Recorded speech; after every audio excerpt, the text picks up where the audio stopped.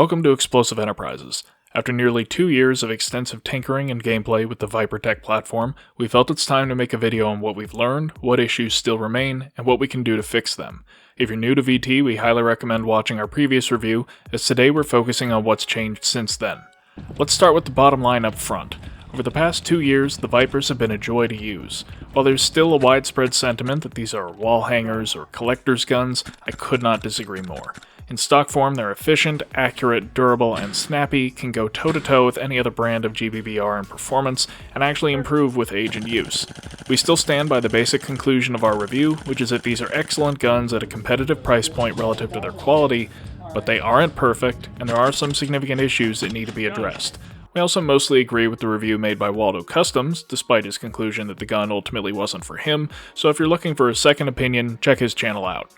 Like I said, these guns are not perfect. We feel that the two main drawbacks to Vipertech are things that in the field of user experience we would term quality of life issues. First, while Vipertech still tunes nozzles to order, they do not offer adjustable valves, and ambient temperature does have a significant impact on power. This means having to buy spare nozzles for different power levels, which is expensive, and swapping them is a hassle. Second, while compatible magazines are readily available, none are especially outstanding. Right now, EBTech Stanags and Vipertech PMags are the go-to recommendations, and these generally work well, but they're hard to find, the metal feed lips can cause issues, they're difficult to maintain, and perhaps most importantly, they're quite expensive. The good news is that we have solutions for both nozzle adjustment and mag compatibility, but for today we're reviewing wear and tear, parts breakage, tuning, and general long-term impressions about the VTs we've examined in this time period. First off, Vipertech has made some minor improvements to new production guns since our review. They've revised the bucking with a few changes we'll cover later. They've also added a grub screw to the rear takedown pin detent channel, which retains the spring when swapping buffer tubes or receiver extensions. For internal wear, we'll review the LMG setup, as that has seen the most use at about 65,000 rounds in a mix of semi-auto and full auto. On the carrier, we can see that the parkerizing has worn through on the contact points as expected, leaving smooth steel, but there's no gouging or visible dimensional alteration. With a light film of grease, this carrier is buttery smooth in its upper, and it's made a noticeable difference to cyclic rate and efficiency. Over in the lower, the fire control group, which came from the 733 we reviewed, shows no appreciable wear. The trigger is still crisp and has not exhibited doubling or any other symptom of disconnector wear. We see clean lockup of the fire control components, a smooth transfer from the disconnector to the main sear, and the slight dip before release indicates positive engagement of the main sear. The bucking was replaced at around the 20,000 round mark to upgrade it to the new standard, but the new bucking is still going strong and there's no visible wear to the hop unit. Overall, the gun has only experienced surface wear contact points, but you may have noticed the conspicuously replaced gas key screws, which brings us to breakages. As we mentioned in our initial review, the 733 experienced a broken valve knocker reset spring as well as a broken crown in the nozzle.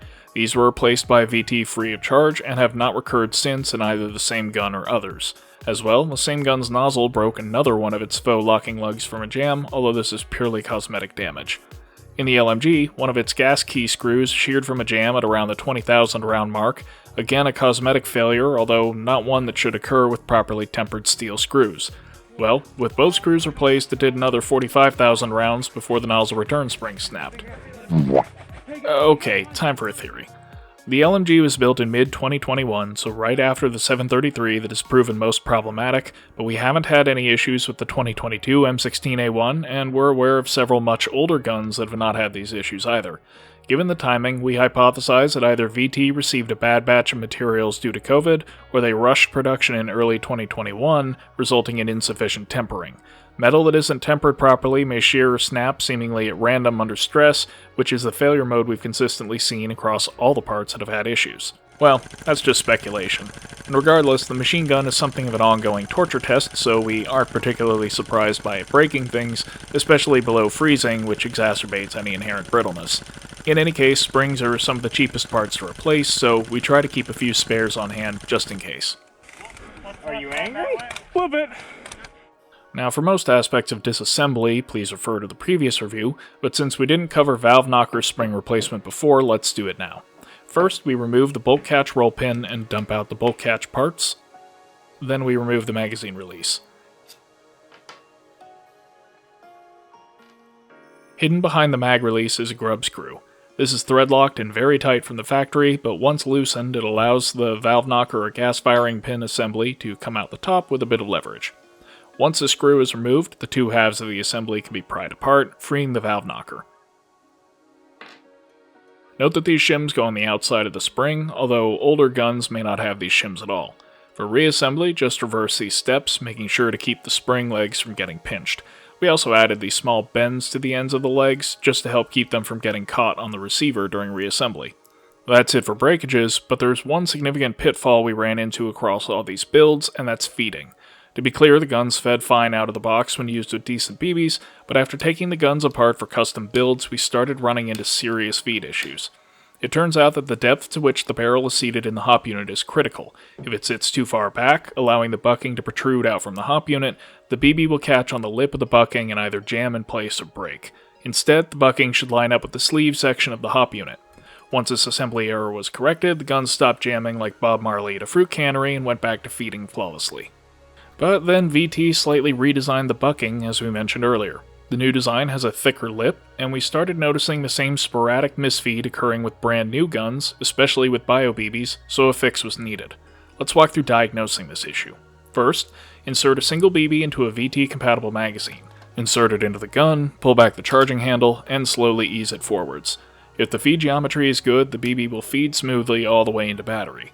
If this particular issue is occurring, however, the nozzle will hang up on the BB about a quarter inch short of fully forwards. At this point, if I pull the trigger, it'll misfire and dump all the gas in the magazine. Fortunately, there are multiple ways to fix it. First, if the misfeeds occur rarely, you can just shoot the gun more, and over time the bucking will wear in and smooth out, and the problem will go away. Second, if that isn't occurring quickly enough, you can use coarse sandpaper or a steel file to take down the edge of that lip on the lower side, presenting a smooth surface for the BBs to roll up. Third, you can simply reseat the barrel a bit deeper, but this involves significant disassembly. There are two grub screws that hold the inner barrel in place, refer to our Vipertech review if you need help getting it apart, and by loosening these screws you can slide the barrel and bucking just forward slightly, then retighten to secure in the new position. That said, we will caution that taking the barrel group apart is opening up a can of worms, and it will be necessary to re-thread lock every part on reassembly to prevent screws from vibrating loose. The fourth option is shortening the nozzle very slightly, just down to the end of the chamfer. This works, but is tricky to get right because the outside has to be carefully re-chamfered to avoid damaging the bucking. Whatever fix you go with, you can check whether it worked by repeating the slow feed test, and if it passes that, you're good to go. Annoying as all that is, the 2022 bucking does offer a few advantages over the old ones. The thicker lip at the front makes it more resistant to deformation, it has an elongated contact patch that helps provide consistent hop with heavy BBs, and it now has a small divot on top to help center the ball bearing for the hop up. As with the old buckings, this provides excellent centering of the BB and works surprisingly well. All the parts of the hop system are designed to work one another, and while it can be converted to VSR spec, it's much easier to make it worse than it is to make it better. Leave it alone, break it in, and it works great. However, as mentioned in our review, the inner barrel's an unremarkable brass barrel, so that may be worth replacing. In my case, I had to, as I accidentally gave one of my guns the caveman treatment and dented the original barrel by over-tightening the grub screws that secure it. So, we installed PDI stainless steel AEG spec barrels, and these work great with one slight caveat. In order to accommodate the VT nozzle, it's necessary to slightly chamfer the breech end of most AEG barrels. Ideally, this is done on a lathe. Less ideally, this can be done with a chamfering bit by hand. Just take it slow and gently polish afterwards, and it'll be fine. Overall, our recommendation remains largely the same. If you buy VT, leave it alone at first and give it at least 5,000 rounds before making any decisions about barrel group changes. If you do want to push the accuracy and consistency, consider a high-quality stainless steel barrel. We do not recommend TNT drop-in hop replacements or otherwise mixing aftermarket and stock parts besides the inner barrel. And if you do take it apart, pay careful attention to where the barrel seats in the hop unit, and be sure to use thread lock on all the screws to ensure they don't come loose. Let's move on to the bolt catch because this has been an interesting point of research. We found that some guns lock open more reliably than others, and the difference comes down to manufacturing tolerances. By default, it's possible for the carrier to come back far enough for the bolt catch to start to lift, but then as the carrier comes back further, it starts to push the bolt catch back down. When it does this at high speed, the bolt catch is being rammed downwards by the carrier and has a limited time window to come back up and catch. If it's particularly bad, or used with a magazine with a weak feed spring, the gun may only barely lock open or may fail to lock open altogether, and this can actually damage the catch surface to the point where it won't stay locked open even after the issue is corrected. So let's walk through diagnosis. Take the gun with no magazine inserted, push in on the lower surface of the bolt catch, and slowly start pulling the carrier back. When the carrier comes back far enough, the bolt catch should pop out, but keep pulling the carrier all the way to the end of its travel. If the bolt catch is forced back in slightly, then the gun may benefit from some tweaking. The first and easiest tweak is to simply cut an angle out of the front side of the bolt catch. This will give it a little more room before it starts to engage the carrier, and has no negative impact on any other aspect of function. If that isn't sufficient to fully correct the issue, there are two more tweaks to consider. First, adding a coin or other shim behind the short stroke spacer will slightly reduce the overall travel of the carrier, which may prevent it from going far enough to cause this issue. And second, the bolt catch slot on the carrier can be extended towards the front, giving more room for the bolt catch to occupy. Once that's sorted, you can test whether the catch surface needs to be reprofiled by locking open the gun and just casually shaking it. The less shaking it takes to make it release on its own, the more the catch surface is rounded off. To fix it, just use a hand file or Dremel to take back the catch surface on the carrier until it's flat and has a discernible corner again. Note that none of this applies to full stroke, it's just relevant to short stroke operation. We've experimented with using full stroke to reduce the rate of fire for a machine gun and to reduce wear and tear when using CO2, but we keep coming back to short stroke for the snappy cyclic rate and improved sense of recoil. It's one of those cases where mechanically functioning a little less realistically actually makes it feel a little more realistic in use. Speaking of CO2, we don't use it.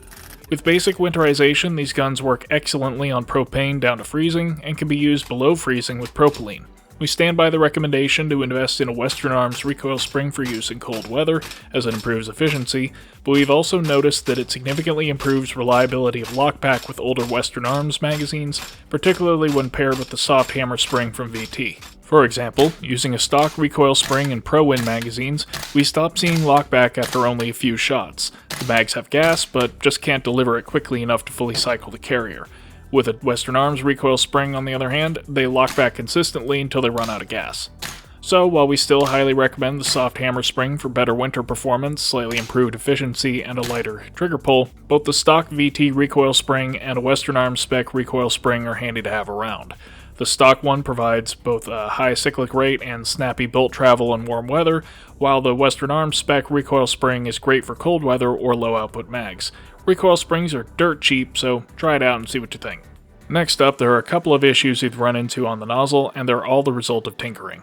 First things first, I have to make a significant correction to our previous review.